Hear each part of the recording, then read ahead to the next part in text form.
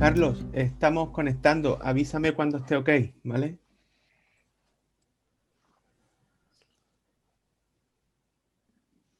Ya estamos en línea, Carlos, creo. ¿Me puedes confirmar?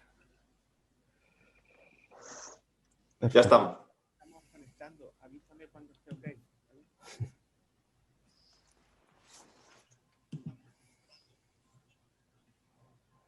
Sí, sí, ya estamos a través de YouTube también, emitiendo.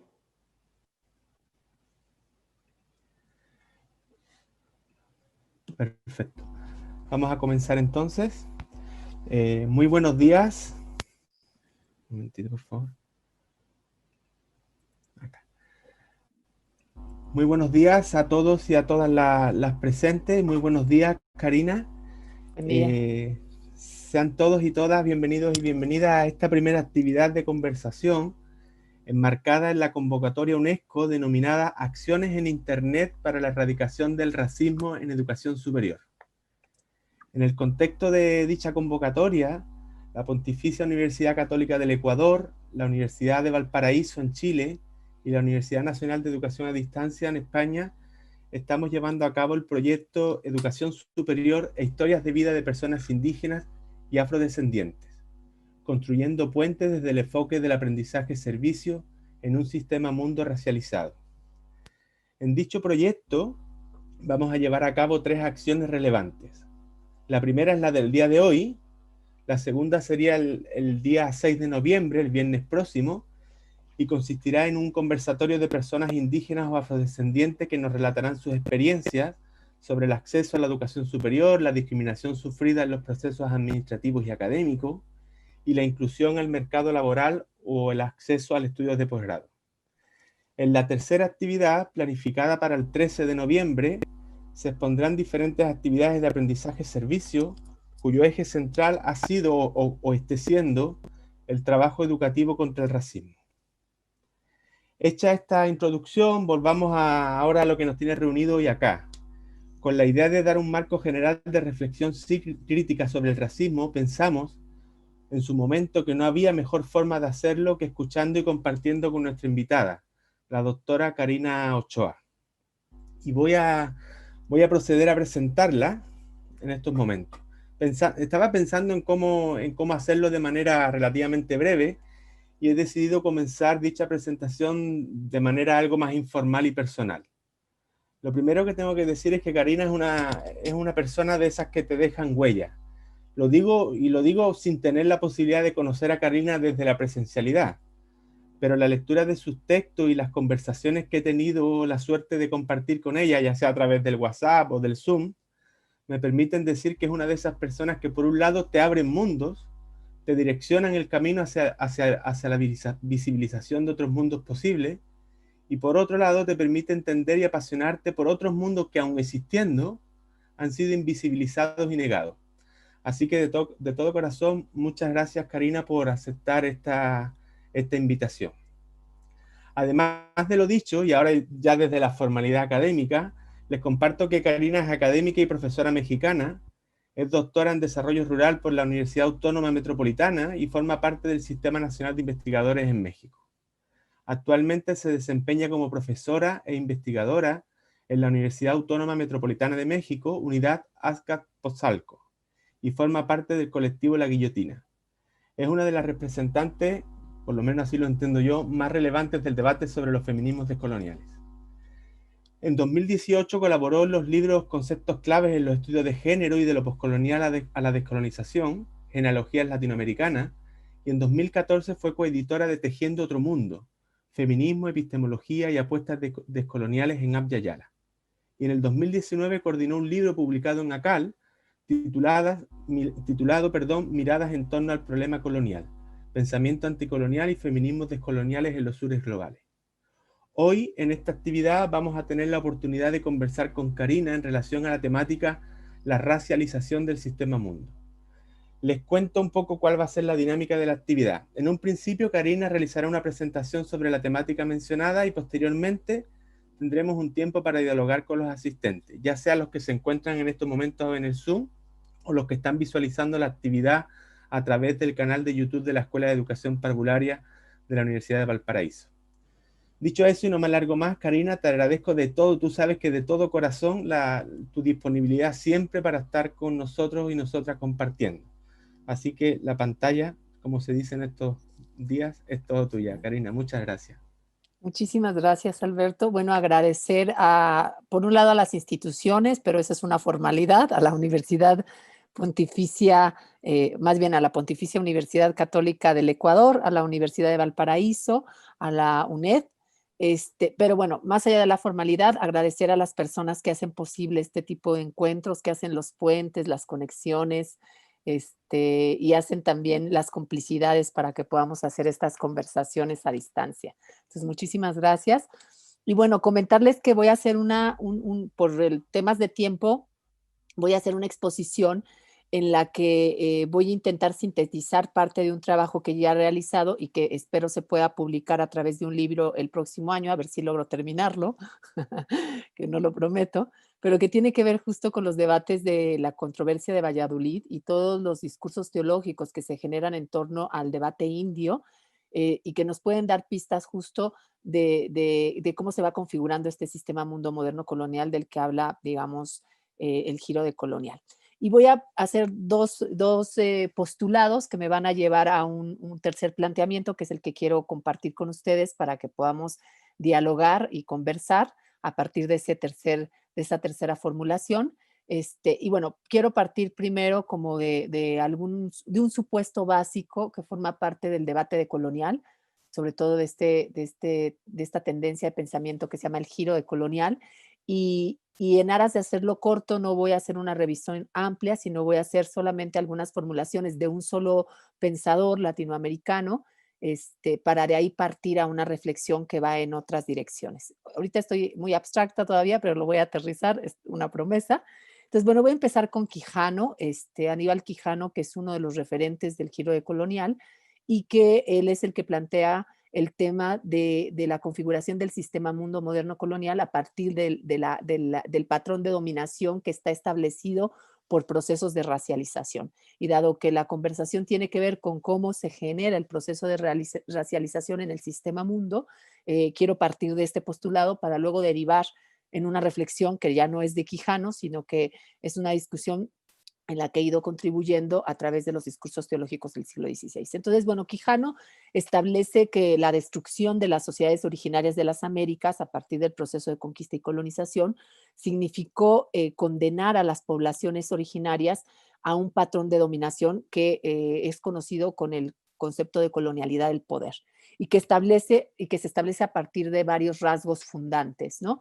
Él nos dice que el patrón de dominación entre los colonizadores y los otros, esos otros que fueron colonizados, fue organizado y establecido sobre la idea de raza. Y este es un planteamiento que traigo a cuenta. O sea, para él, estos patrones de dominación que se establecen a través de la experiencia de conquista y colonización en las Américas o en Abya Yala, se generan a partir de un principio que es el principio de la idea de raza, con todas las implicaciones, nos dice el autor, sobre las perspectivas históricas y las relaciones entre los diversos tipos de especie humana.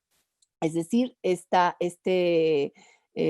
digamos, patrón de dominación tiene implicaciones no solo en términos de la organización interna de las sociedades que fueron colonizadas, sino en términos de la organización mundial.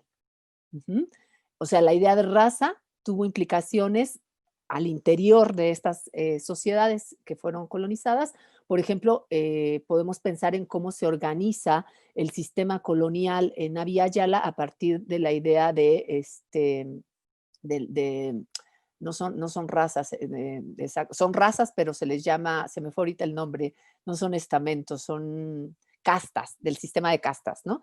Aquí en México, por ejemplo, en la primaria, cuando nosotros hacemos los cursos básicos y somos niños y niñas, nos dan monografías donde hay todo un sistema de clasificación racial, de sistema de castas, que se daba en la colonia. Entonces, por ejemplo, te enseñan a aprenderte todas las combinaciones raciales que había durante la colonia, y había una que era, me parece que negro e indio, y se llamaba saltapatrás, o no, yo nunca me las aprendí muy bien, pero había toda una clasificación racial que era la que organizó internamente a las sociedades que fueron colonizadas.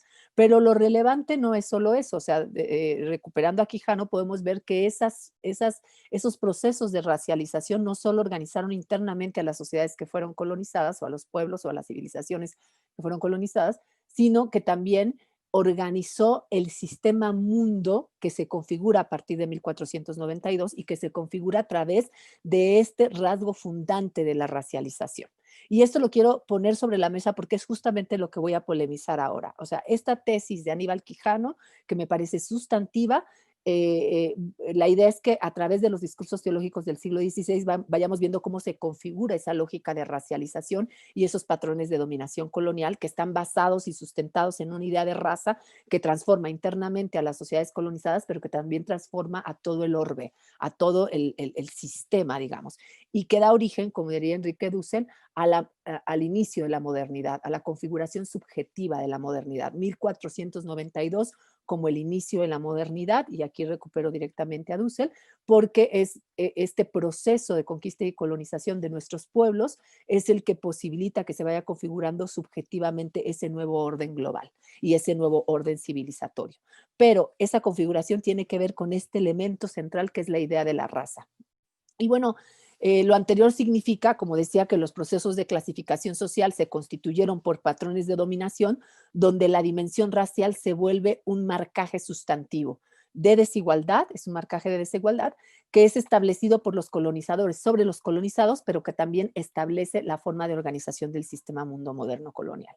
Y bueno, Quijano nos plantea no solamente este rasgo sustantivo, sino nos plantea otros rasgos sustantivos que tienen efectos sobre las poblaciones colonizadas, y uno tiene que ver con la represión de las identidades originarias de las poblaciones sometidas, las cuales terminaron generando una serie de lógicas que derivan en estos patrones de dominación colonial y que derivan, por ejemplo, en lo que Nelson Maldonado llamaría la colonialidad del ser, o que derivan en lo que se llama la colonialidad del saber, o lo que María Lugones llama como colonialidad de género.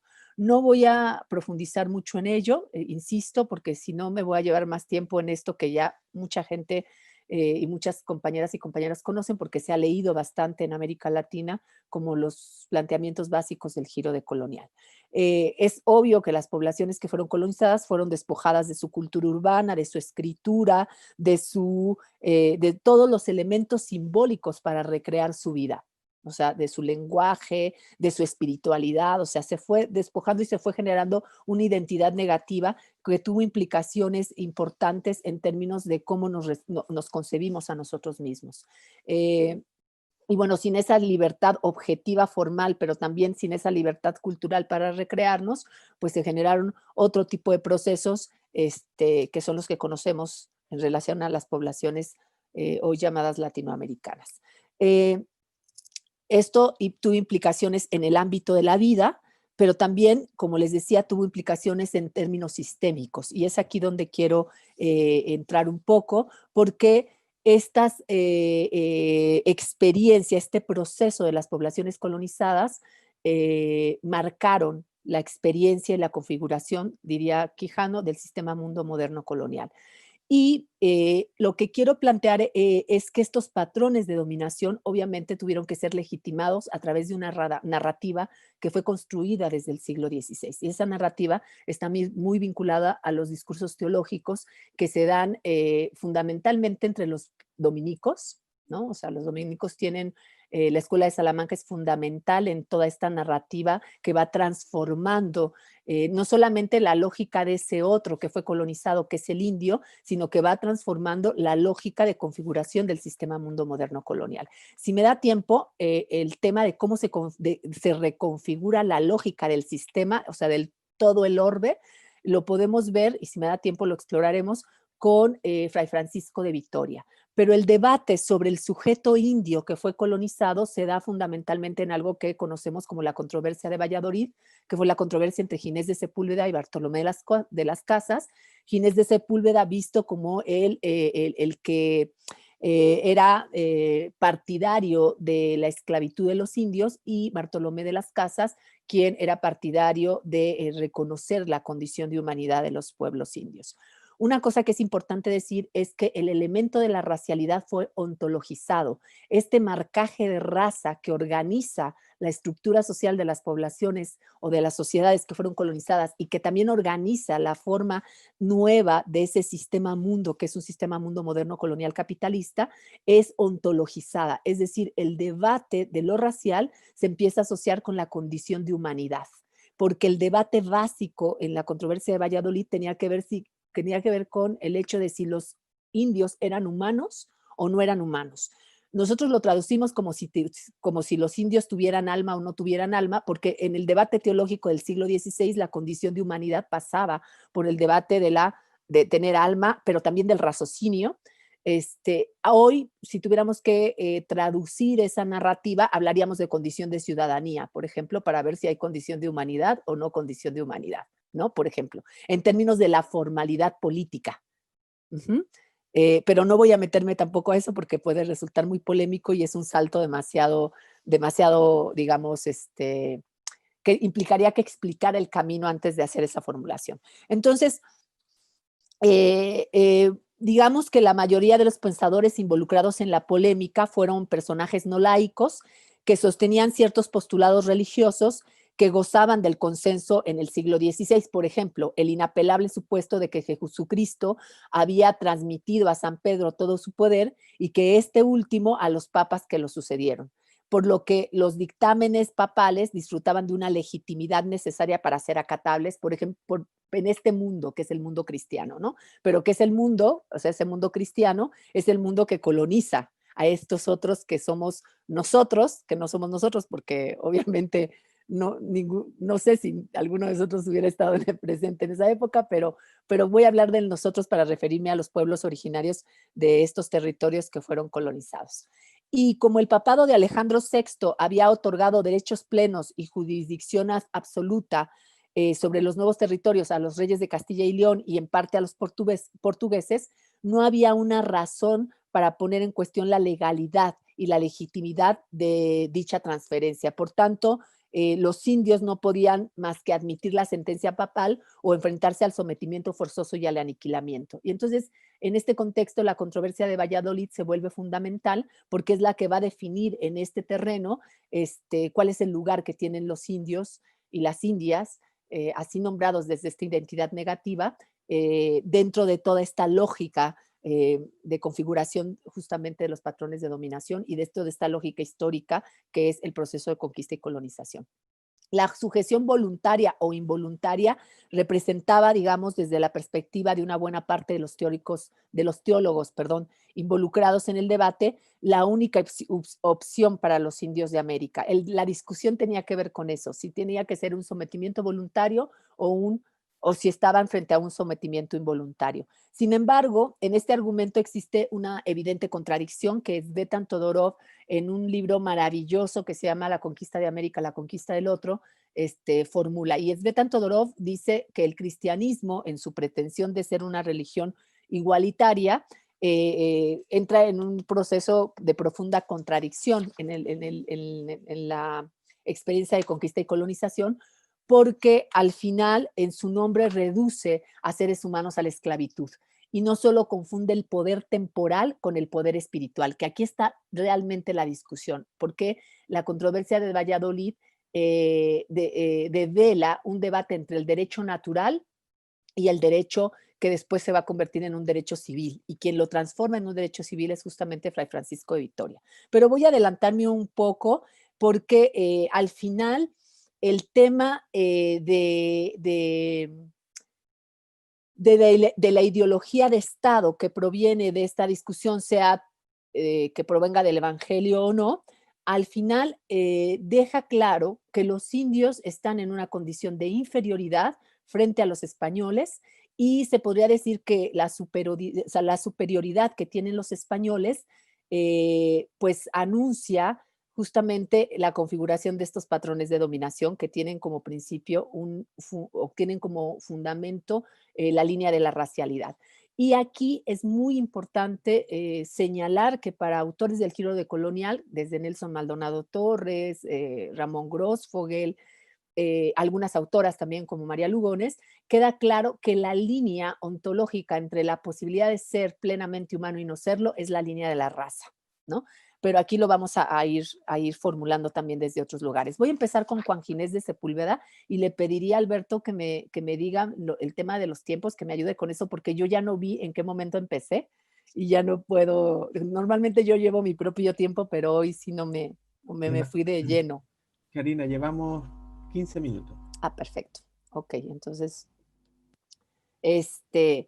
bueno, entonces, sí, para Juan Ginés de Sepúlveda, como les decía, es un personaje que se le ubica por ser uno de los que sostenía la posición de que los indios tenían que ser esclavizados, es decir, que se asemejaban casi a monos, y eso lo dice directamente en sus textos, y él dice que los indios americanos, y cito, en prudencia, ingenio y todo tipo de virtudes y humanos sentimientos son tan inferiores a los españoles como los niños a los adultos, las mujeres a los varones, los crueles e inhumanos a los extremadamente mansos, los exageradamente interperantes a los continentes y moderados. Finalmente, cuanto estoy por decir, los monos a los hombres. Eso es lo que dice en una cita que recupera Todorov de Sepúlveda. Y esto es muy relevante porque lo que empezamos a ver en el discurso teológico de Ginés de Sepúlveda es un proceso en el que ubica a los indios o equipara a los indios de nuestra América o de Abya Yala a los niños primero, luego a las mujeres y luego a los animales.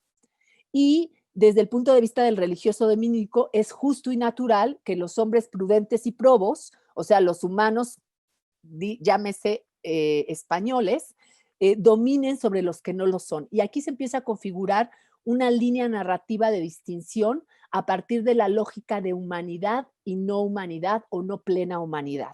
Es decir, el problema sustantivo es que los indios los indios que son nombrados como indios también desde el nombramiento de los colonizadores, porque en realidad los indios o indígenas nunca se llamaron indios ni se llamaron indígenas, fueron nombrados de esa manera como parte de esta identidad negativa.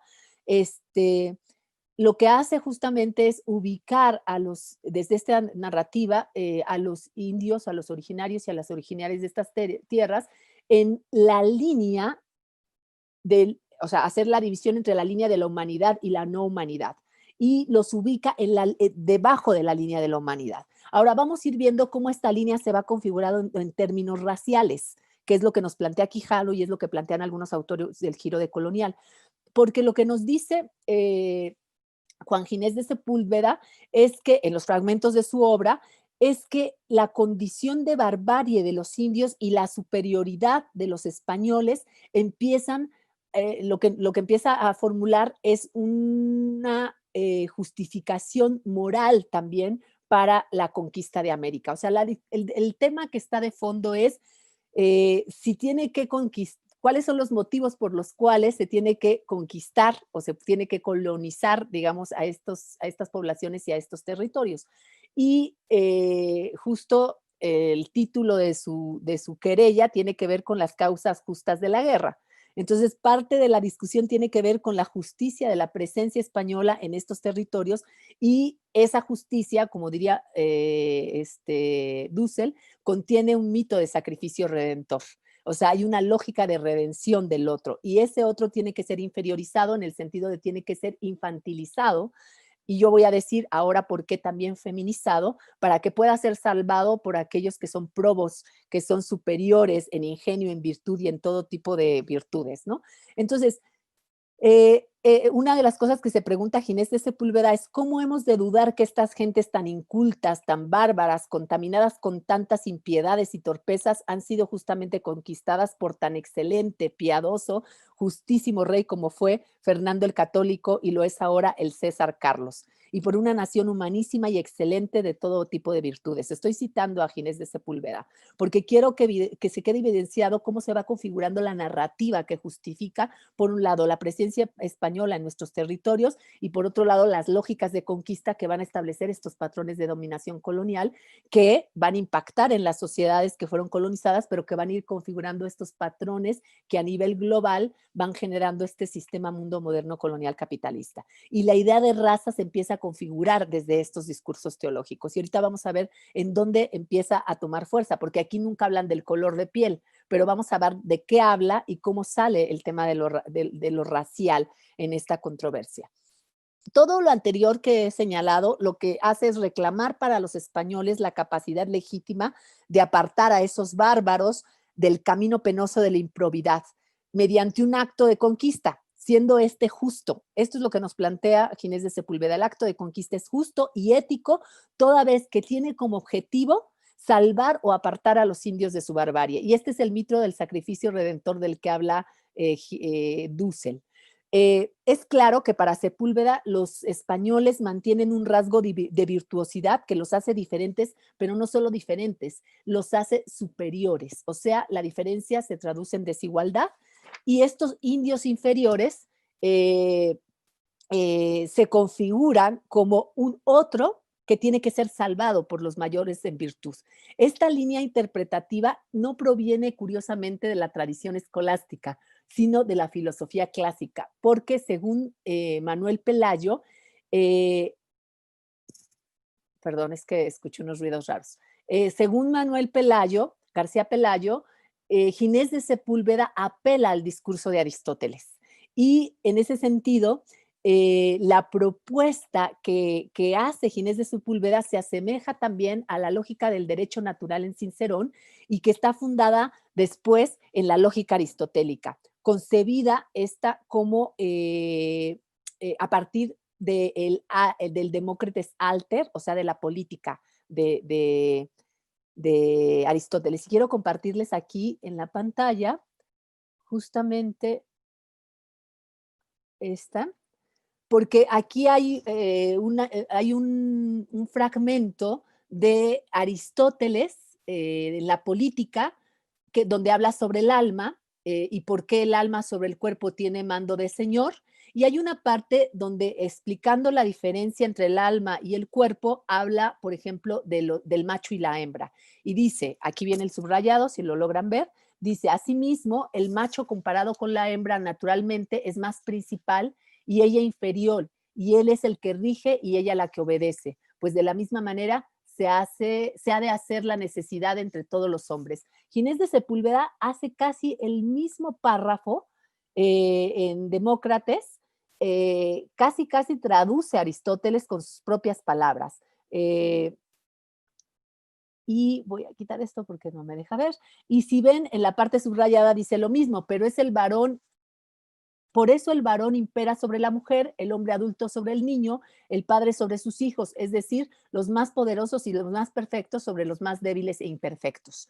Ahora, este planteamiento aristotélico lo lleva al debate indiano. Y al llevarlo al debate indiano, lo que empieza a hacer Juan Ginés de Sepúlveda, como leí al principio de la intervención donde hablaba de él, es que empieza a equiparar a los indios con los niños y con las mujeres. Y en toda su narrativa vamos a encontrar que Ginés de Sepúlveda empieza a hacer esta ecuación que yo la retomo de Tzvetan Todorov, que es indio igual a niño, igual a mujer, esposa, igual a animales monos. ¿Se acuerdan de ese fragmento que leí arriba? Y españoles igual a adulto padre en relación al niño, varón esposo en relación a la mujer, humano en relación a los animales mono. Y obviamente esto también no solo lo deja en términos de la semejanza en esta relación de dominación, sino que además lo traduce en términos morales a indio igual a crueldad, igual a interperancia, igual a materia, igual a cuerpo, igual a apetito, igual a mal.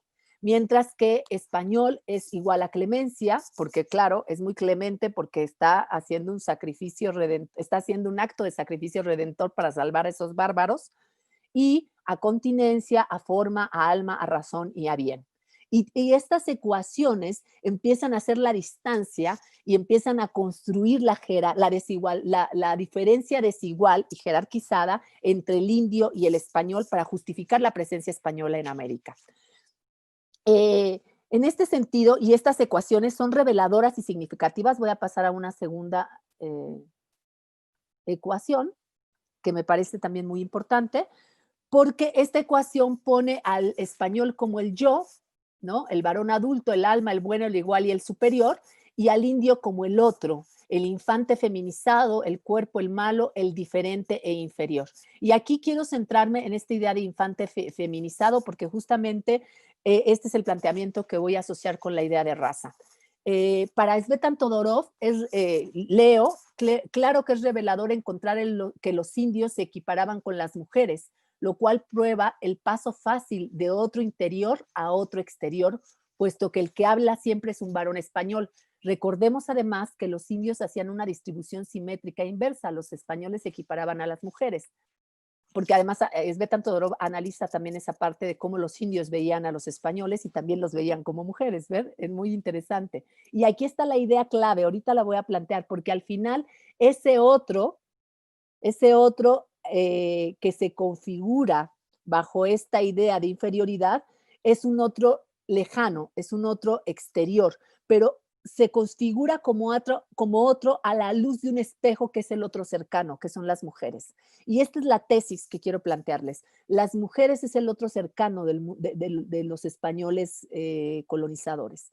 Es decir, la experiencia de dominación en la España cristiana del siglo XV tiene como referente inmediato en los patrones de dominación la experiencia con las mujeres. Y Silvia Federici, en su libro El Calibán y la Bruja, da muchas pistas respecto a cómo se generan los patrones de dominación sobre los cuerpos de las mujeres para establecer el capitalismo en Europa. Y entonces esos patrones de dominación que de inicio se aplicaron contra un otro cercano, que fueron las mujeres europeas, etcétera, etcétera, es un patrón que de alguna manera se migra y es transferible a la lógica de dominación sobre las poblaciones indianas. Y las narrativas teológicas dan muestra de ello, porque no solo en el discurso de Ginés de Sepúlveda, pero particularmente en el discurso de Ginés de Sepúlveda, lo que vamos a encontrar es un equiparamiento del indio con las mujeres o con el infante feminizado. Y ahora voy a plantear algunas ideas. Aquí, por ejemplo, Svetan Todorov lo que nos dice es inútil especular para saber si lo que se proyectó fue la imagen de la mujer en el extranjero o los rasgos del extranjero en la mujer. Ambos han estado siempre ahí y lo que importa es su solidaridad, no la anterioridad de uno u otro. Él al final va en otra dirección, pero yo quiero recuperar esta idea central porque las ecuaciones que hemos visto son reveladoras y significativas porque en ellas se resumen el principio de diferencia y jerarquía alrededor del cual Sepúlveda articula sus ideas sobre el problema indiano y da paso a la configuración del indio desde una condición femenina. Yo a esto le llamo el proceso de feminización del indio. Es decir, el indio tiene que ser feminizado. Pero, ojo, el problema aquí se complejiza, porque ¿cómo es feminizado? ¿No? Y si nosotros revisamos los archivos históricos, vamos a ver muchas prácticas donde hay procesos de feminización que son muy evidentes. Pero más allá de por ejemplo, Bartolomé de las Casas narra justamente en esta controversia cómo cuando llegaban los españoles a los pueblos que eran colonizados, exterminaban a todas las personas, salvo a las mujeres, los niños y los mozos. O sea, todo aquel que fuera sospechoso de tener un rasgo de masculinidad que implicaba también la posibilidad de tener resistencia física, resistencia militar frente a la imposición colonial y al acto de guerra colonial, eran aniquilados. Solo dejaban vivos, y esto lo narra Bartolomé de las Casas, pero también podemos encontrar registros en los archivos históricos donde se narra y se describe cómo aniquilaban a todo personaje que no fuera un personaje asociado a lo infantil, asociado a lo femenino, como eran mozos y mujeres. ¿No? O sea, también era una práctica real, no solamente era un discurso, no solamente era una narrativa, sino que era una construcción que se traducía también en prácticas reales.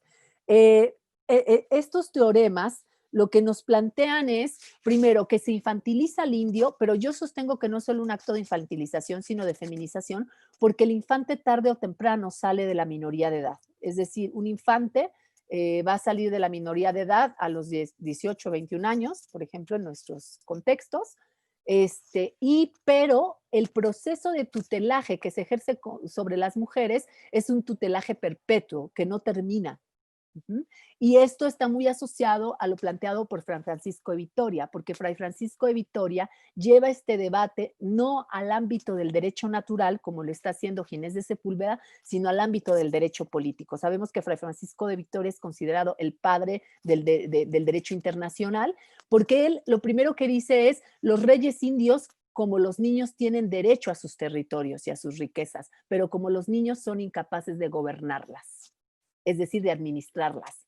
Entonces, el problema que en Ginés de Sepúlveda aparece como un problema de no virtuosidad que asemeja a los indios con mujeres y con niños, porque es un problema de irracionalidad también, en Fray Francisco de Vitoria se convierte en un tema de derecho civil, porque el problema con los reyes indios es que no tienen capacidad de autogobierno, por lo tanto necesitan a un albacea, a uno mayor en virtud que sea capaz de administrar sus bienes. O sea, al final, la postura de Fray Francisco de Vitoria y Ginés de Sepúlveda es la misma, salvo que una se ubica en el terreno del derecho natural y otra se ubica, o sea, en el derecho natural entendido como elemento ontológico, y otra se ubica en el ámbito del derecho político. Y esa es la que va a tener fuerza realmente. Quien resuelve el problema no es ni Ginés de Sepúlveda ni Bartolomé de las Casas, sino Fray Francisco de Vitoria, al cual habría que revisar con toda calma.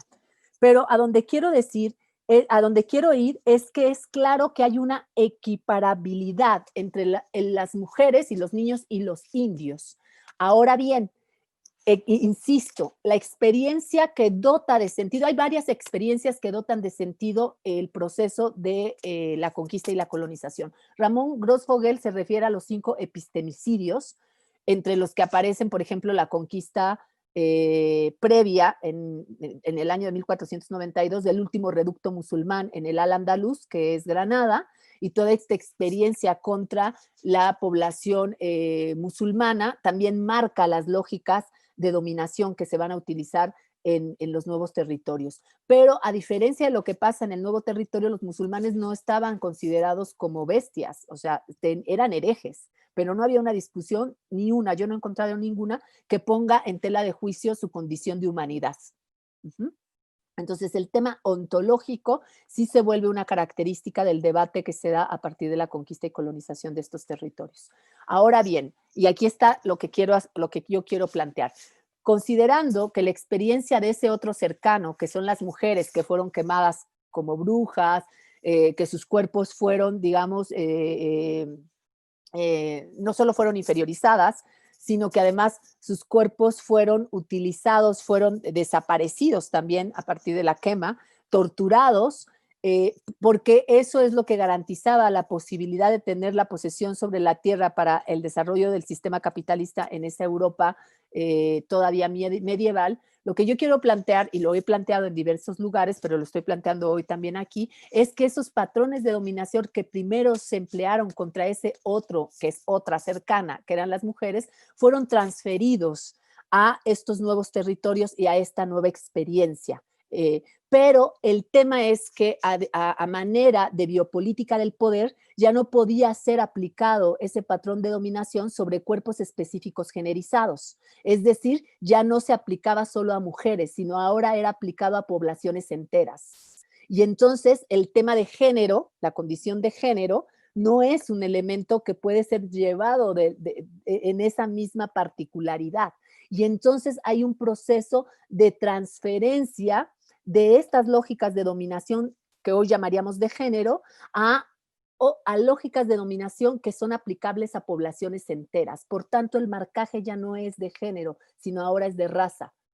Y se hace un proceso de equiparación del género, de la opresión, hoy llamaríamos opresión de género, obviamente estoy conceptualizando sobre la base de narrativas actuales, pero hoy llamaríamos opresión de género o opresión por condición de género, transferida en términos de biopolítica del poder a el proceso de racialización. Es decir, estos patrones de dominación que antes operaron sobre una población generizada, hoy, bueno, no hoy, hace 500 años, son aplicados a poblaciones enteras más allá de su género. Por eso yo hablo de feminización del indio. No estoy hablando de feminización en el sentido de que se conviertan solo en mujer o que cumpla ciertos rasgos que los colonizadores asociaban a las mujeres, sino estoy hablando en términos de biopolítica del poder, es decir, estos patrones de dominación que se utilizaron sobre poblaciones generizadas en la experiencia del otro cercano, cuando son transferidas al otro lejano, son también transmutadas en términos de racialización y no en términos solo de generización.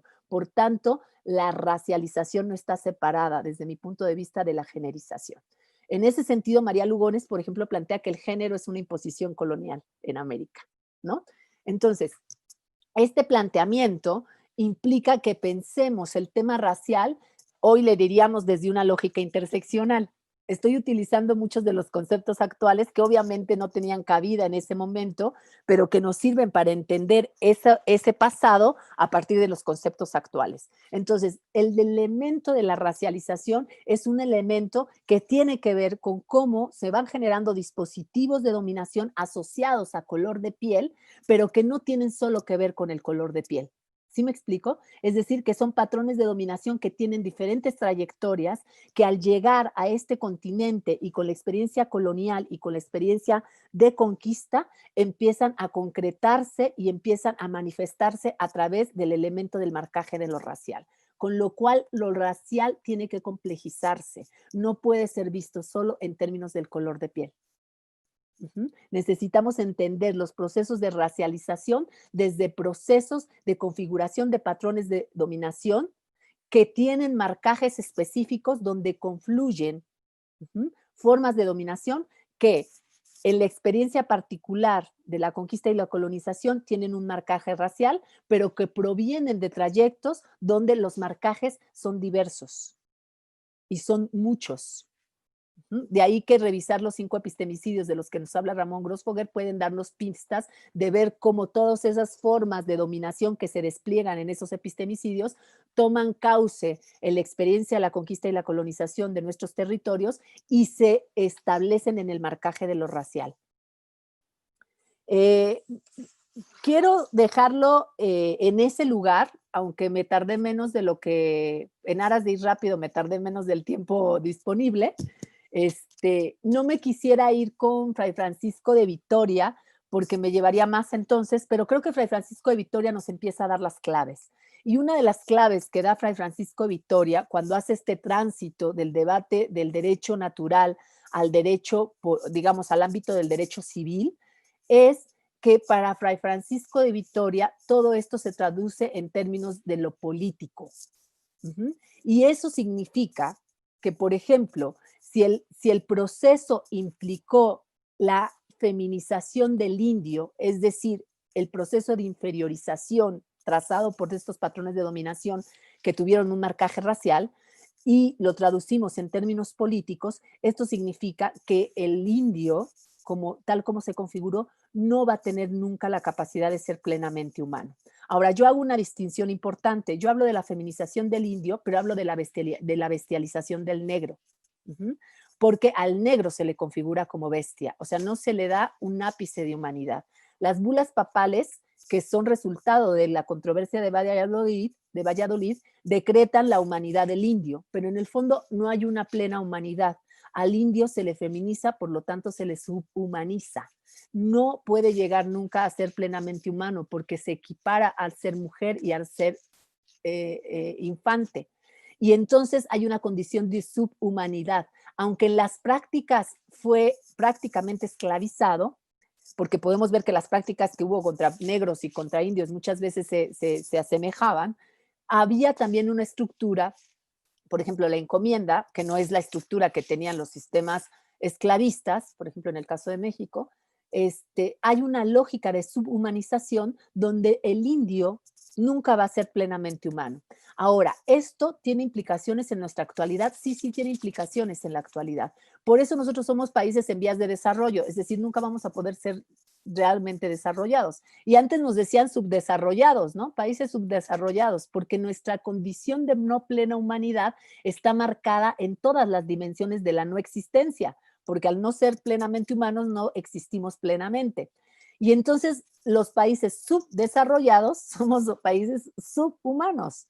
O sea, con esa, digamos, ¿cómo decirle? Con esa categoría, podemos ver cómo hay un continuum de los patrones de dominación que además se expresan en muchos otros niveles. Yo siempre hago referencia a cómo, por ejemplo, nosotros siempre seguimos luchando por los derechos humanos, ¿no? O sea, las luchas principales que se dan en nuestros países tienen que ver con la garantía de los derechos humanos. Díganme si no, a la luz de la lectura de estos discursos teológicos, podemos entender por qué no la pasamos luchando por que se hagan vigentes los derechos humanos. Porque hemos sido constituidos como sujetos no plenamente humanos. Y entonces siempre vamos como el burro tras la zanahoria buscando el reconocimiento de la plena humanidad.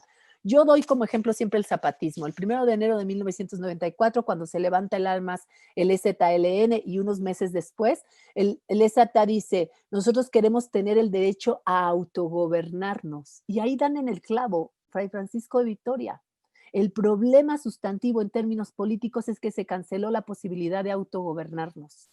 Es decir, de administrar nuestra vida, nuestros bienes, gestionar nuestras relaciones, recrear nuestras formas de mundo, nuestra espiritualidad, etcétera, etcétera. O sea, el problema sigue vigente. 500 años después se levanta en armas un ejército indígena en México que pone otra vez sobre la mesa de discusión lo que ya había planteado Fray Francisco Vitoria y lo que se había planteado en el siglo XVI, la capacidad de decidir sobre nuestra propia vida, para reproducir la vida y no reproducir la muerte.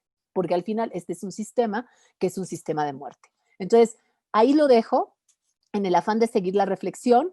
Creo que lancé solamente algunas pistas. Hoy hice una recuperación de fragmentos muy específicos del discurso teológico del siglo XVI en el marco de la controversia de Valladolid, pero la verdad es que valdría mucho la pena hacer en algún momento un seminario largo para irnos puntualmente a hacer una lectura detallada de esa controversia, porque creo que da muchas pistas de dónde estamos atorados y atoradas hoy en día. Ahí lo dejo y doy paso pues a la conversación.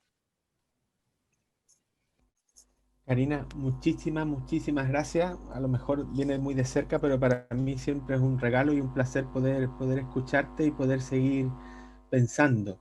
Te pido primero que dejes de compartir pantalla para que nos podamos... Ahí, perfecto. Y tengo la propuesta de que, como hasta el momento hay pocas preguntas, es decir, tenemos un comentario y 2 preguntas, pedirles a los asistentes que en lugar de yo leer las preguntas, la podamos hacer directamente a Karina. Yo creo que de alguna manera eso personaliza más un poco la relación. Así que Marisa, si quieres, puedes abrir tu micrófono. Hola, buenas tardes. Desde acá de Chile. Karina, un gusto, un honor. Mi pregunta tiene que ver, o más que pregunta, es como desde la reflexión de alguien que ha estudiado todo esto con mucha más profundidad, es ¿qué pasa cuando en la colonización los conquistadores, muchos de ellos evangelizadores, como pongo en el comentario, ¿cómo identifican, cómo interpretan el mestizaje que se va produciendo? ¿Ya? Dado que tienen esta concepción, ¿no es cierto?, que nos ha explicado respecto de quienes son humanos, de los que no son. ¿Cómo se justifica ética, moral, teológicamente, esto que ocurre, que es natural y que produce también en toda América Latina, digamos, un proceso importante, del que es, como dice Sonia Montesinos, el guacho, ¿no es cierto?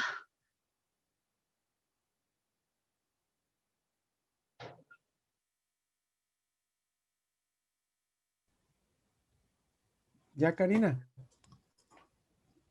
Contestamos Gracias, Marisa. ajá, es que me quedé Sí, pensando que iban a hacer varias preguntas. yo creo que es mejor.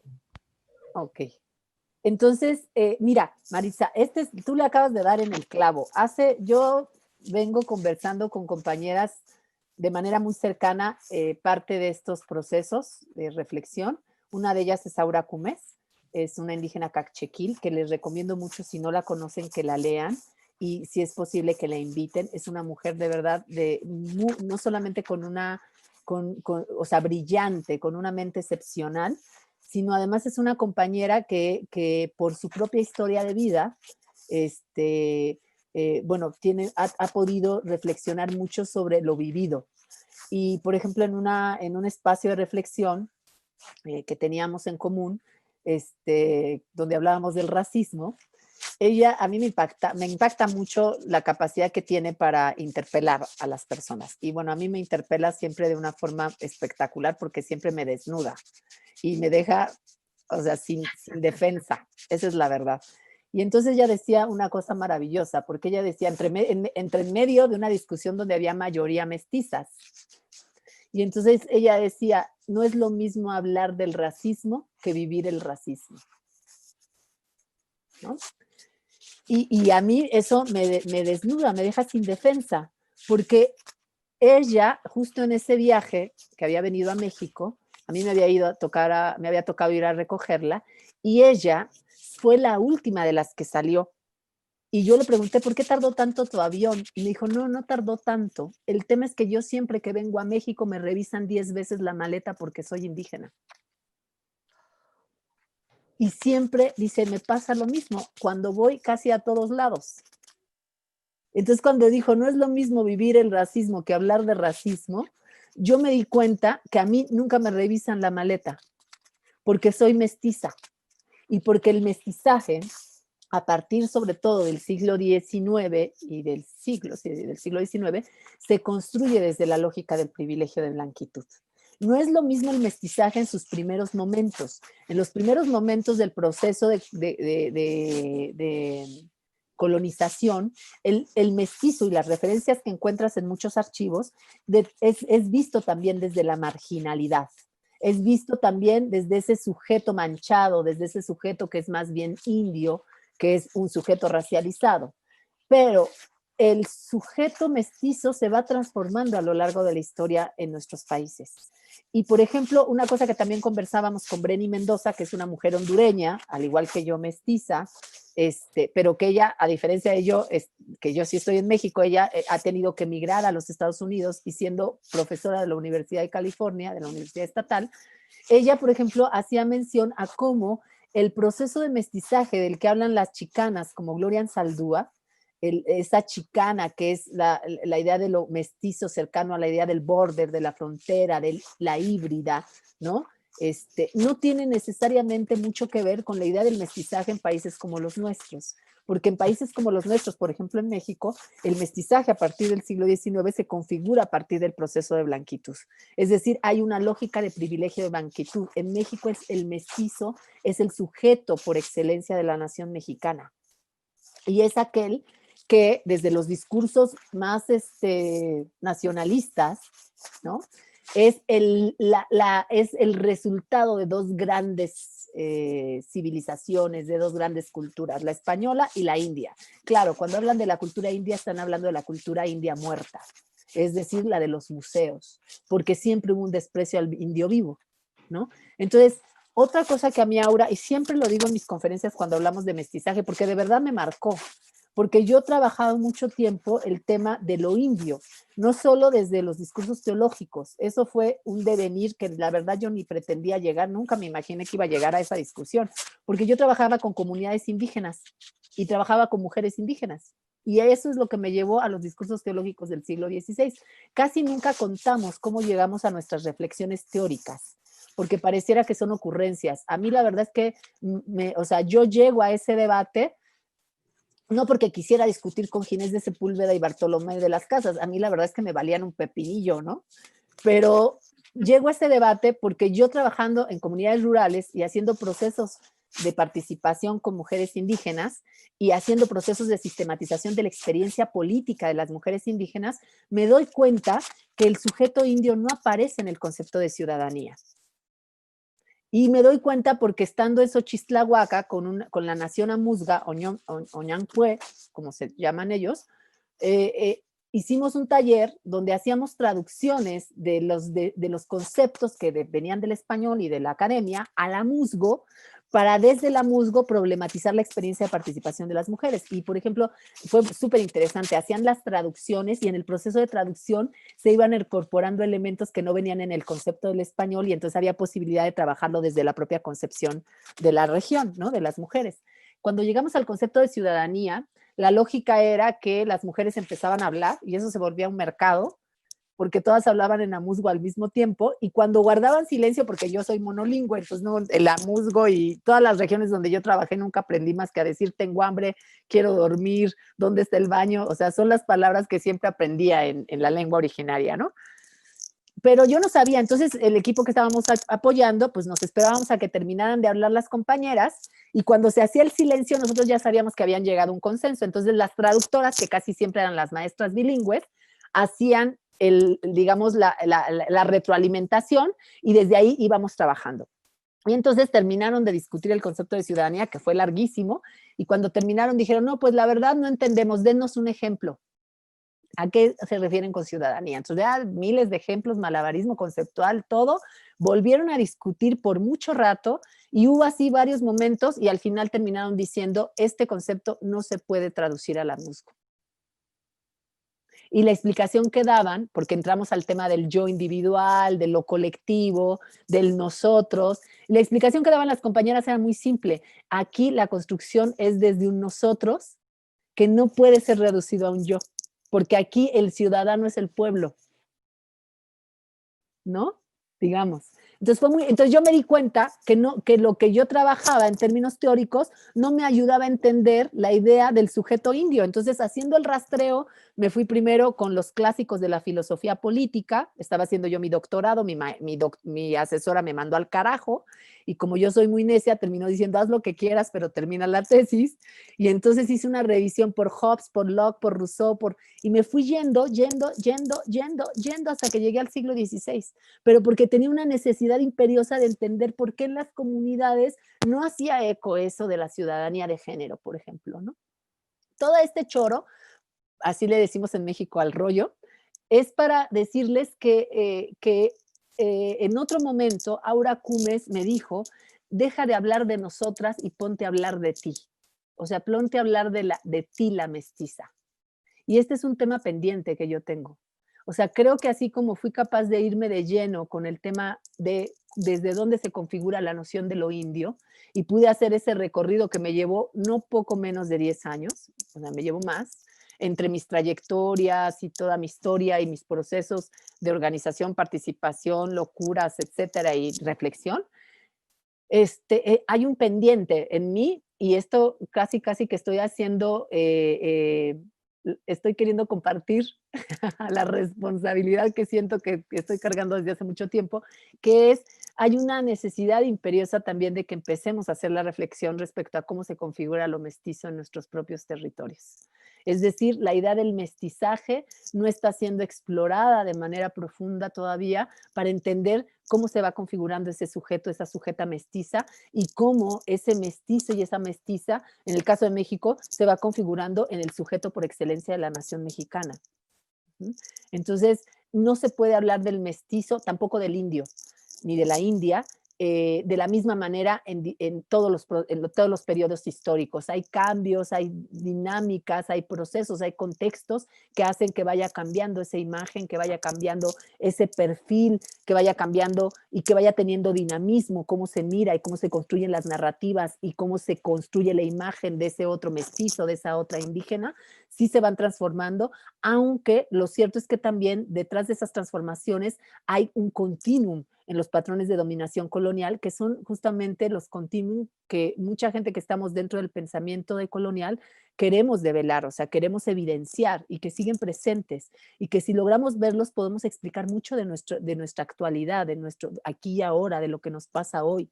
Yo, por ejemplo, a la luz de esta revisión, he logrado entender el tema de por qué los feminicidios siguen siendo un problema en nuestros países, por ejemplo, el eslogan, o no sé si es el eslogan, es el canto de lucha de quienes dicen, si tocan a una, nos tocan a todas, o nos tocan a todos. Yo muchas veces pensé que era metáfora. Cuando pude hacer este recorrido me di cuenta que no era metáfora, porque realmente a las primeras que tocan son a las mujeres.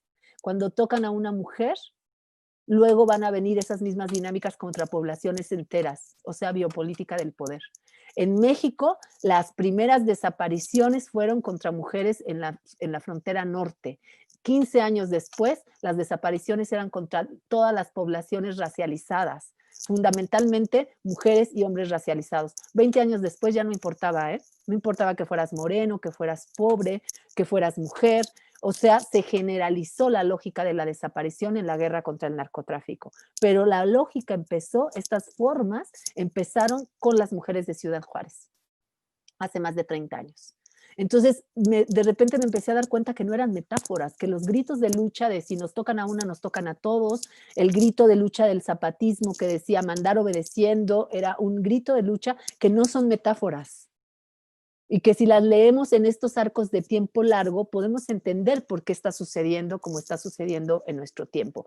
Obviamente, hoy se complejiza con el COVID, pero como yo he dicho en otras conferencias, el COVID no es una muestra del fracaso del sistema, es la muestra más fehaciente del éxito de este sistema de muerte. Entonces, bueno, no sé si contesté, tampoco era mi pretensión, pero quería compartirte que necesitamos empezar a reflexionar sin duda de una manera radical, desde un contextualismo radical, el tema del mestizaje. Y las mujeres que nos autonombramos como mestizas o que nos reconocemos mestizas y que estamos en estas vainas, pues tenemos ese pendiente, ¿no? Porque a mí cada día que doy una conferencia, las palabras de Aura Cumes me taladran la cabeza. Y dice, deja de hablar de nosotras y habla de ti, no porque no puedas hablar de nosotras, sino porque es muy probable que lo que tengas que decir de ti, o sea, de mí, sea tan relevante como lo que puedo decir de otras. Sí. Muchas gracias, Muchísimas gracias, Karina. En mi derecho a equivocarme, voy a rectificar y en lugar de dar la palabra voy a leer algunas preguntas por el tiempo, ¿vale? Lo primero. Y lo segundo es pedir disculpas, porque he visto que algunas personas se han conectado en el último momento y me imagino que eso tiene que ver con parte del error que cometimos con los cambios de horario, las horas en los diferentes países, etcétera. Así que pido disculpas adelantadas. Karina, además de varias felicitaciones a través del canal de YouTube y del mismo chat, la siguiente pregunta es de Silvia Loya, que plantea o reflexiona sobre en el contexto del marco de la educación superior y considerando las lecturas asignadas, pregunta, ¿vuelve a recrear la estructura marginal de racialización, quedando subordinado a las estructuras de dominación? Esa es la pregunta que Silvia realiza. Y hago otra de Karina, que tiene que ver con cómo opera lo humano y lo no humano en la violencia contra las mujeres. Hay otras después, pero hago esas dos y después pasamos a la siguiente.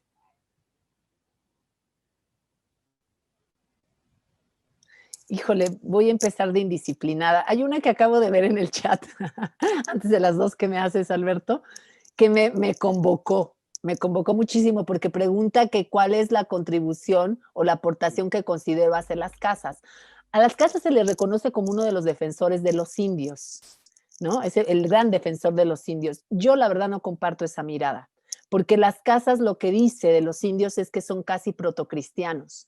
O sea, lo que él dice de los indios es que los indios tienen una moral casi cristiana, o sea, que son por la forma como está organizada las sociedades antes de la intrusión española, y hay registros muy interesantes, ya hoy no les voy a leer porque si no me voy a llevar el tiempo que nos resta, pero hay un documento donde se narra la forma, Ginés de Sepúlveda la narra, fíjense, él nunca vino a estas tierras, pero lo narra, de cómo se organizan las sociedades en la Nueva España, y particularmente entre los mexicas, donde no hay propiedad privada, donde los reyes son elegidos por sufragio directo, o sea, por sufragio, hoy le llamaríamos democráticamente sufragio universal, ¿no? Y bueno, va narrando y dice, y eso es muestra de que son unos bárbaros, ¿no? O sea, es muy interesante porque a la luz de los siglos dices, pues me está hablando casi de socialismo y me dice que eso es barbarie, ¿no? Pero bueno, eso ya es una exageración de mi parte. Pero lo que hace Fray Bartolomé de las Casas es exaltar las cualidades cristianas, que no son cristianas, porque el problema es, para Bartolomé de las Casas, es que esas cualidades no cristianas, pero que tienen que ver con el cristianismo de los indios, estas cualidades que incluso son mayores que las de los propios españoles, porque los españoles van en contra de la propia moral cristiana en sus actos de barbarie, él lo que dice es, a los indios lo único que les falta es conocer al verdadero Dios, porque en realidad su moral y su acción es profundamente cristiana y coherente con Dios. Incluso el argumento sobre el tema de los sacrificios humanos le da una vuelta maravillosa, pero voy a explicar al rato en 2 minutos porque yo creo que no es un defensor de los indios. Entonces, él lo que dice es, los indios son tan bondadosos en términos de ser tan buenos protocristianos que hasta son capaces de sacrificarse a sí mismos por el Dios en el que creen. ¿Mm? Y él dice, bueno, pero ¿por qué juzgamos a esos indios si los primeros cristianos, que no son los primeros cristianos, sino los anteriores a los primeros cristianos, sacrificaban a su primogénito, ¿no? En las narrativas, incluso bíblicas, pues está la idea de que sacrificas a tu primer hijo. Es Abraham el primero que deja de sacrificar a su primer hijo por orden de Dios, ¿no? Pero entonces él dice, bueno, pues si en la narrativa bíblica también había un sacrificio en nombre de Dios, ¿no? Entonces él lo que dice es, él es un seguidor de la vía evangélica, pero él en ningún momento pone en cuestión que los indios no tengan que ser cristianizados. Es decir, para él no está viendo a los indios, o sea, como sujetos que tienen sus propias formas de cosmovisión, su propia reproducción de la vida. Él los está viendo como posibles cristianos. Por tanto, tú no los está defendiendo. Porque si los estuviera defendiendo, los defendería desde lo que son y no de lo que él quiere que sean. ¿Sí me explico? Es decir, para Bartolomé de las Casas, el tema que no está a discusión es que tienen que ser cristianizados, porque esa es la única posibilidad de que puedan acceder a la humanidad. Por tanto, no los reconoce, porque si los reconociera, no los obligaría o no se sentiría obligado a cristianizarlos, sino que él diría, ellos son por lo que son. Y él nunca reconoce a los indios por lo que son, sino por las cualidades que le posibilita lo que puede ser, que es un buen cristiano. Entonces, a mí, esto de que es defensor de los indios no me termina de convencer, porque tú no puedes defender algo que en realidad quieres que sea y no reconoces lo que sí es. Entonces, hay ahí todo un debate respecto a que si es un defensor o no de los indios. Yo lo que creo es que sí era un defensor de la vía de la evangelización y que por supuesto estaba en contra de la guerra y estaba en contra de los actos de genocidio y de exterminio que los españoles hacían contra las poblaciones indianas. Pero de ahí a que fuera un defensor de lo indio y de los indios, me parece que hay un gran trecho. O sea, yo creo que él no defendía a los indios, sino que era un defensor de que los indios podían ser cristianizados, por lo tanto podían ser reconocidos como cristianos humanos, pero no los reconocía como eran, ¿no? Y luego voy a pasar a las otras 2 intervenciones, que ya no me acuerdo de la pregunta, pero tenía que ver con el tema de lo humano y lo no humano en las mujeres. Yo insisto en que la experiencia del otro cercano, que son las mujeres en esa Europa medieval, es básica para entender cómo se traduce eso en términos de la experiencia en América Latina. Quizá la distinción es que en América Latina no se traza desde la lógica de ese otro mujer en términos del cuerpo generizado o del cuerpo sexuado solamente, sino en términos de cómo se transfigura esta lógica en términos raciales, ¿no? Ahora bien, cuando nosotros hablamos de las mujeres de tercer mundo, dirían, por ejemplo, las feministas postcoloniales, o las mujeres de color, como lo dirían las mujeres, las feministas afroamericanas y las latinas o chicanas en Estados Unidos, o cuando nosotras hablamos de las mujeres de los territorios, de las zonas del no ser que fueron colonizadas, aquí nos atraviesan muchos marcajes, ¿no? O sea, no solo nos atraviesa el marcaje de ser mujer, sino el marcaje de ser mujer racializada. Y si además eres empobrecida, porque además no es lo mismo ser una mujer racializada en condiciones de mestiza empobrecida que ser mujer racializada en términos de ser indígena empobrecida, o pobre, más bien, ¿no? Entonces, creo que el problema ontológico que le plantea lo racial, o sea, el tema es que la raza no puede ser entendida solo en términos de color de piel.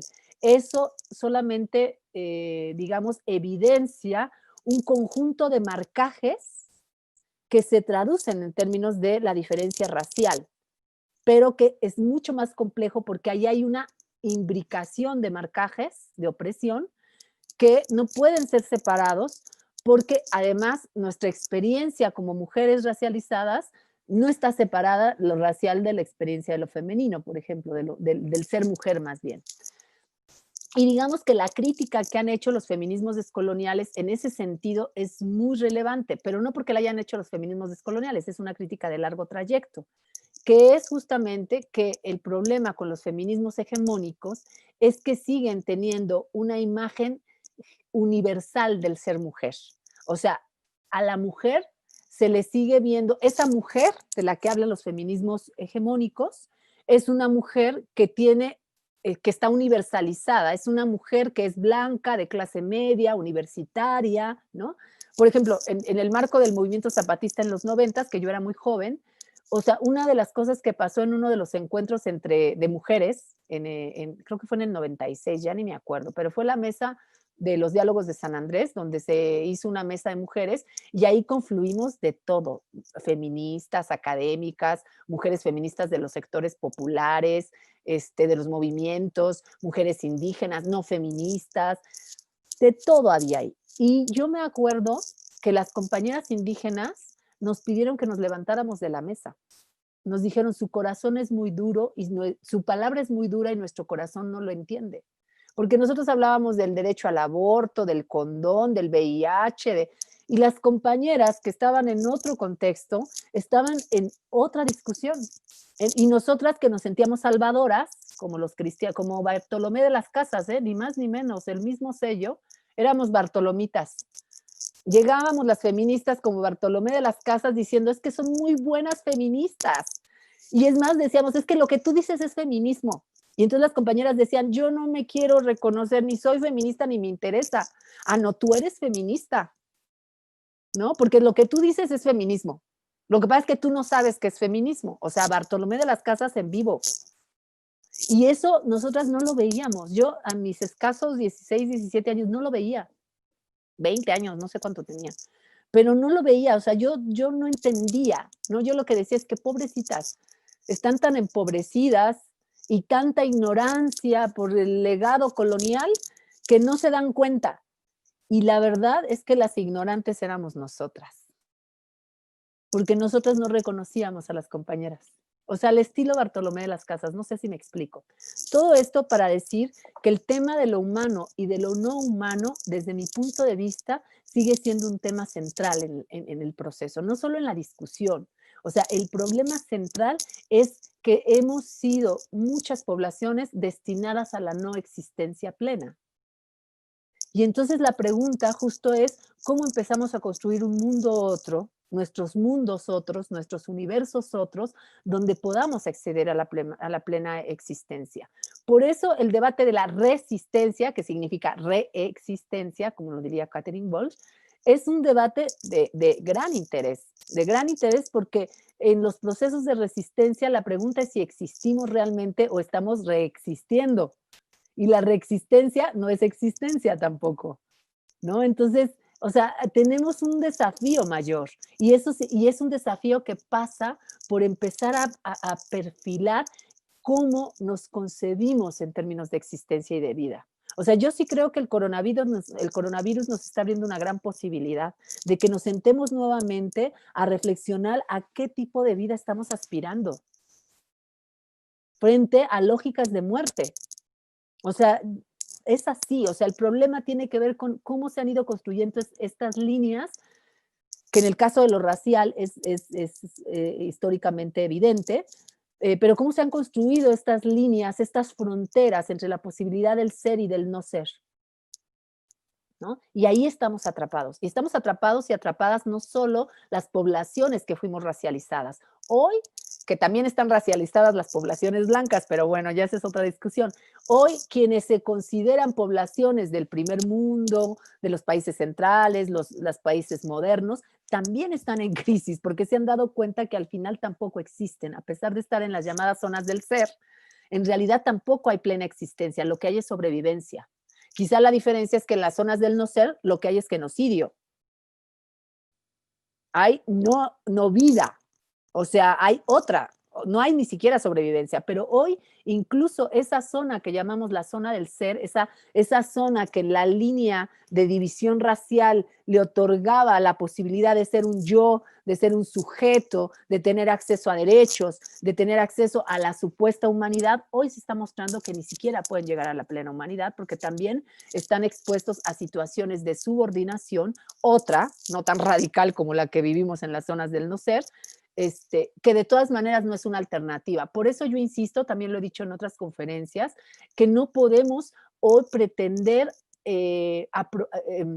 no sé si apropiarnos, pretender abrazar las agendas de los movimientos sociales que aunque son críticos, o las agendas de los estados liberales, de movimientos sociales que son críticos en la zona del ser, pero que finalmente tampoco está siendo alternativa. Porque hoy el coronavirus da muestra de que no estamos en plena existencia en ninguno de los dos terrenos. No podemos tampoco abrazar la agenda de los estados liberales, porque los estados liberales son los que han sostenido esta lógica de muerte. Entonces, es como bien complejo y es hasta contradictorio que sigamos queriendo, digamos, medicarnos, no sé cómo decirlo porque es una contradicción, pero es como paradójico que sigamos pensando que lo que hay que exigir, a lo que hay que acceder es a lo mismo que en realidad muestra la decadencia de una civilización que es moribunda, ¿no? Una civilización que se construye bajo supuestos de marcaje colonial, que lo que han hecho justamente es que la humanidad llegue a este nivel de deshumanización, ¿no? Y quiero cerrar también en el otro curso, en otra charla, cerré con un texto, con una lectura del texto de Discurso sobre el colonialismo, que yo lo tenía a la mano y ya no lo tengo, de Aimé Césaire. Y bueno, si hay otras intervenciones, lo dejo para el final, pero me gustaría cerrar con las primeras líneas de del discurso de Aimé Césaire, que justamente se llama Discurso sobre el colonialismo, y que yo creo que nos puede dar pistas de lo que hoy estamos viviendo. Si además no lo cerramos solo a Europa, porque Aimé Césaire habla de la civilización europea, sino hablamos de la civilización occidental, que ha llegado, cuando hablo de civilización occidental ya no estamos hablando solo de Europa, ¿eh? O sea, estamos hablando de toda la civilización, porque al final fuimos países que nos occidentalizamos, ¿no? Entonces, no estamos fuera de ese orden. Bueno, lo dejo ahí si hay alguna otra pregunta y si no, cierro ya con César. No Karina, suelo, sí, perdón, me no, disculpo disculpa. porque no suelo contestar, ¿eh? Al final me preguntan y es como un pretexto para que yo hable y nos intercambiemos, pero en realidad a veces me da mucha pena porque me doy cuenta que no respondo a las preguntas, ¿no? O sea, no es una respuesta concreta, no suelo hacer respuestas concretas. Muchas gracias, Karina. Son las 2:20 de la tarde acá en Chile. Ajá. No voy a decir qué hora es en otros lugares para no confundirme, pero ya estamos un poco pasados de tiempo. Entonces yo te quería invitar únicamente, antes de terminar con César, aunque yo sé que tú te asumes, tú me has dicho en alguna ocasión que tú no eres educadora en términos formales, yo sí te asumo como educadora en su noción más compleja. Si podrías hacer alguna reflexión para ir terminando en relación a la relación entre algunos de los planteamientos que haces y el ámbito educativo. Y con eso agradecerte profundamente tu disponibilidad para con nosotros. Sí, bueno, quizá el ámbito educativo es uno de los ámbitos que cristaliza todo esto que estoy mencionando. O sea, bueno, el ámbito educativo como muchos ámbitos de la vida, ¿no? O sea, van cristalizando estas lógicas que operan, que siguen operando en nosotros porque las hemos ido internalizando. Por ejemplo, yo soy docente, entonces Yo lo primero que hago cuando me toca dar cursos con chicos y chicas de primer ingreso a la licenciatura en sociología es preguntarles, pues, ¿por qué estás aquí, no? Y además, la mayor parte de los chavos y las chavas, así les decimos a los jóvenes y las jóvenes en México, pues llegan con historias de fracaso escolar muy fuertes, porque el sistema universitario ya no es capaz de integrar a toda la cantidad de jóvenes que salen del sistema medio superior, de la educación media superior. Entonces, son chicos y chicas que por lo menos han estado 2 o 3 veces intentando entrar a la universidad como mínimo y que vienen con una historia de fracaso escolar muy fuerte en sus hombros, ¿no? Y, y fíjense que es bien chistoso porque una de las cosas con las que me enfrento cuando les pregunto eso eh, es este tema de quiero ser alguien en la vida. Es que yo quiero ser alguien, por eso quiero estudiar la licenciatura. Y yo lo primero que les digo, ¿y que no eres alguien? Porque desde que naces eres. O sea, pero hay una lógica de yo no soy nadie hasta que estudie. Y yo creo que ese es un ejemplo de estas lógicas de la no humanidad, porque entonces parece que razón igual a intelecto, igual a universidad, igual a leer libros, es igual a ser. Es Descartes, pienso, luego existo, ¿no? Aunque obviamente, como dice Nelson Maldonado, detrás del pienso, luego existo, del cogito ergo sum, pues está el conquiro ergo sum. O sea, antes de que pudiera haber la posibilidad de existir a partir del pensar, lo que hay es un acto de conquista, que es nuestra historia. O sea, la modernidad nace de la conquista, no del pienso, luego existo.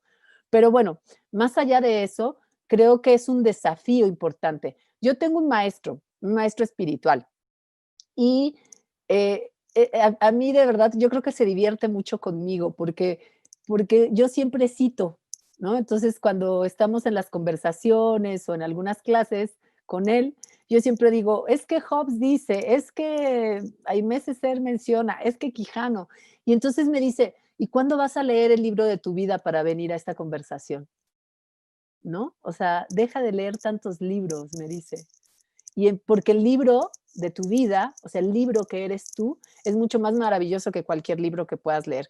Yo no sé por qué siempre me encuentro con gente que me interpela desde ese lugar, ahora lo estoy pensando, ¿eh? Con Aura, con mi maestro, siempre es así de vuelve a ti, porque quizá a lo mejor esta racionalidad instrumental nos saca de nosotros. Paradójicamente nos dicen que nos va a encontrar a nosotros, por eso es que queremos ser alguien en la vida y estudiamos para ser alguien. Pero paradójicamente es probable que estas lógicas tan racionales, instrumentales, nos saquen de nosotros y no nos vuelvan a nosotros. Entonces creo que el trabajo que se tiene que hacer en aula no es menor, porque nosotros reproducimos esa lógica de querer ser alguien a partir de estas formas de conocimiento instrumental, donde por supuesto la colonialidad del saber está presente. Yo, uno de los trabajos más importantes que hago con mis estudiantes, por ejemplo, cuando entran a la universidad, es lo primero que trabajo con ellos y con ellas no es a los teóricos de la sociología, lo primero que trabajo con ellos y con ellas es entender la universidad como comunidad. Que sepan que la universidad no es una sigla, que la universidad no es una institución solamente y que la universidad no es una instalación. La universidad es una comunidad de gentes que estamos interesadas en construirnos a partir del proceso de conocernos. Y la relación fundante que da sentido a la universidad es la relación maestro-discípulo. Y es una relación de amor, no es de conocimiento.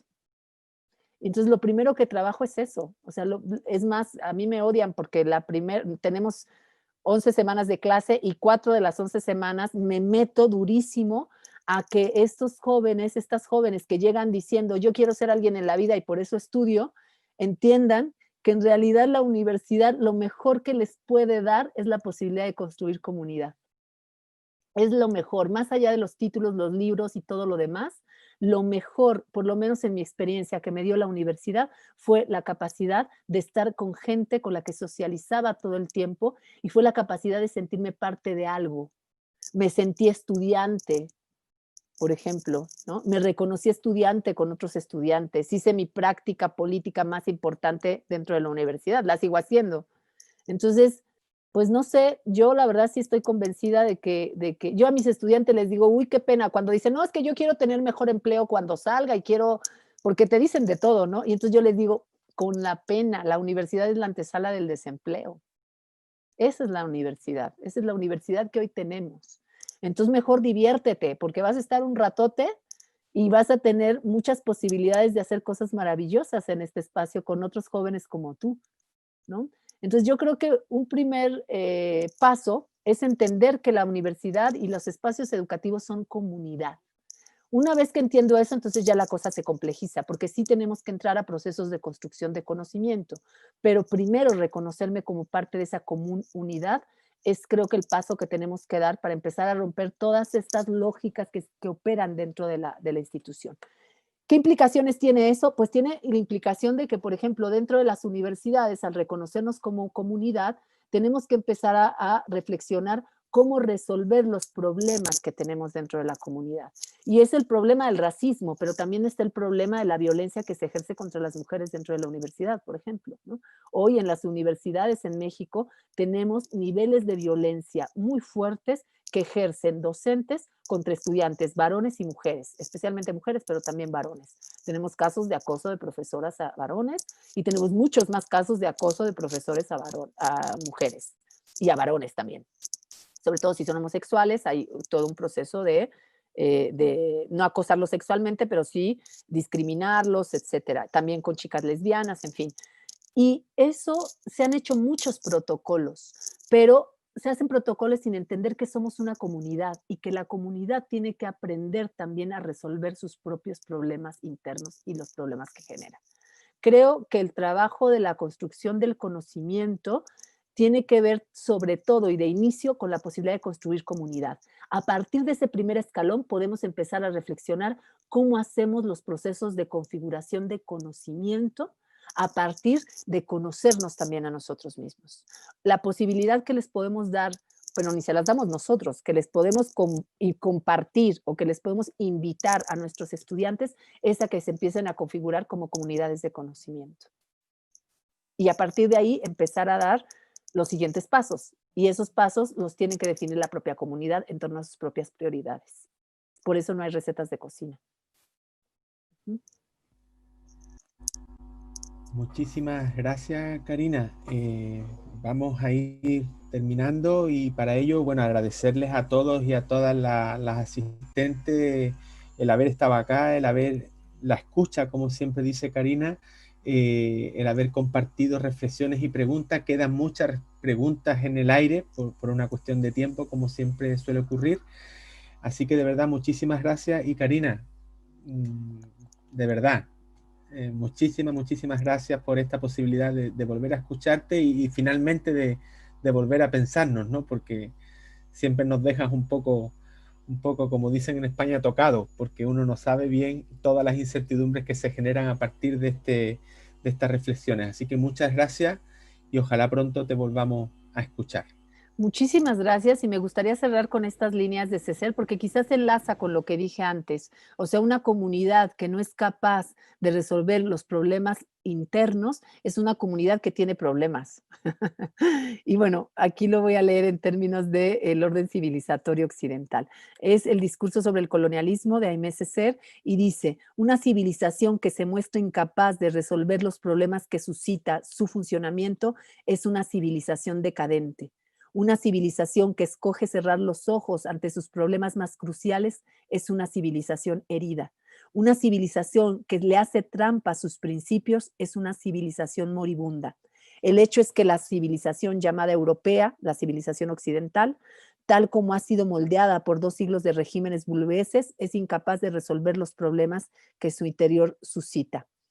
Esta Europa, que yo ya no llamaría solo Europa, la verdad es que yo ya diría esta civilización completa que nos alcanza a todos y a todas, dice, citada ante el tribunal de la razón y ante el tribunal de la conciencia, no puede justificarse y se refugia cada vez más en una hipocresía aún más odiosa porque tiene cada vez menos probabilidades de engañar. Esa civilización es indefendible. Parece que esta es la constatación que se confía en voz baja a los estrategas estadounidenses. Esto en sí no es grave, Lo grave es que esa civilización es moral y espiritualmente indefendible. Entonces, no la defendamos, empecemos a imaginar otro orden civilizatorio, otras formas de comunidad, otras formas de relacionarnos, otras formas de existirnos y otras formas de conocernos a nosotros mismos, de verdad. Y yo sí estoy segura que eso pasa por empezar a generar proyectos que sean moral y espiritualmente defendibles, de verdad. Yo me quedo con esas palabras de Aimé Césaire. Necesitamos ir más allá de eso. Ya lo que está herido, está herido. Y bueno, pues muchísimas gracias por esta conversación. Creo que hubo poco chance de intercambiar porque yo me extiendo demasiado siempre, pero agradezco muchísimo su disposición a estar porque pues si no están, sin ustedes yo tampoco puedo estar. Entonces, muchísimas gracias por permitirme existir. Un abrazo fuerte y muchas gracias a Gracias, todos y a todas. Cuídense mucho. gracias.